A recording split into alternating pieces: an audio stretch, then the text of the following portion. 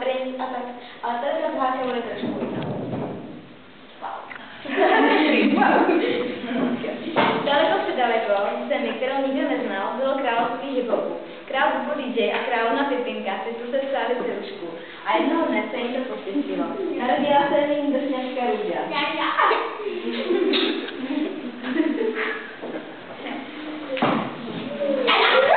A přišly dvě. Co tady děláte? Okamžitě vypadněte sámku. Vy na si chtějí svý pleny. Kde už jste nasítěný? No tak si že se asi koukám. Haha, to nebylo vtipný. Nehádejte se, jsi jak malá děcka. Za tvoji drzost, králi, Bubu, nebo jak tě říkáš, vejdu tě kletbu a to takovou, že 17 letech na narozeninové diskotéce, se píchne od přepláhve, která jí upadne. To snad ne. A co by se jí jako mělo stát? Už 17 let, ale potom, když jsou budí krásný, pěkný, která tam hodně pokusovala.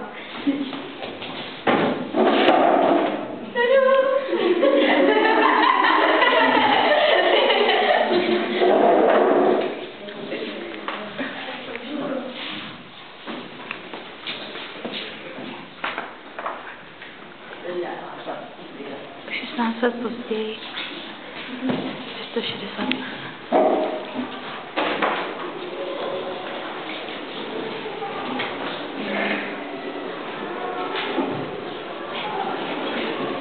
Písničky.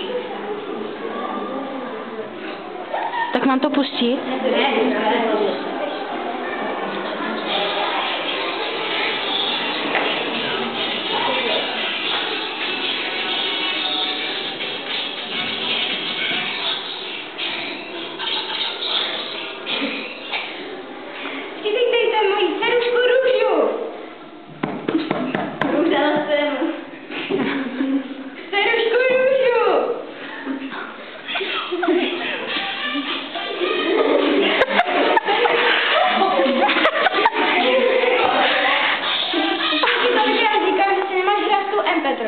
Víš, že je skleněná, můžeš se píchnout a pak víš, co se stane. Ale tati je v pohodě, zjistila jsem, že je nepastová.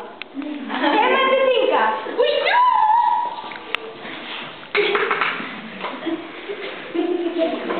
Děko.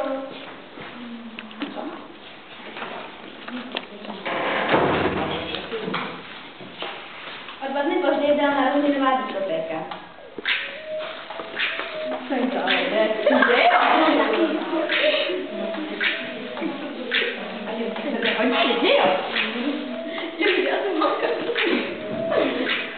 Tady bacha.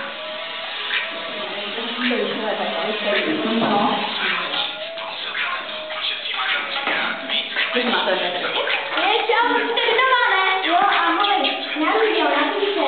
Díky, co to je?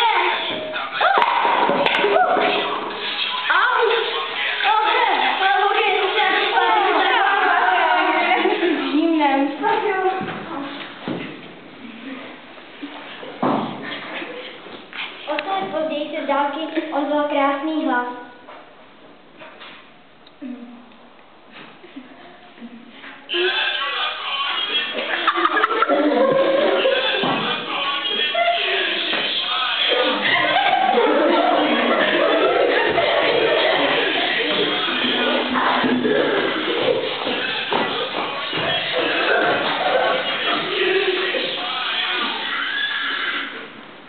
Před Brenem se objevil krásný Ježišmarja. Tady mám takovou nějakou penicilinu. Tam je světlo, tak to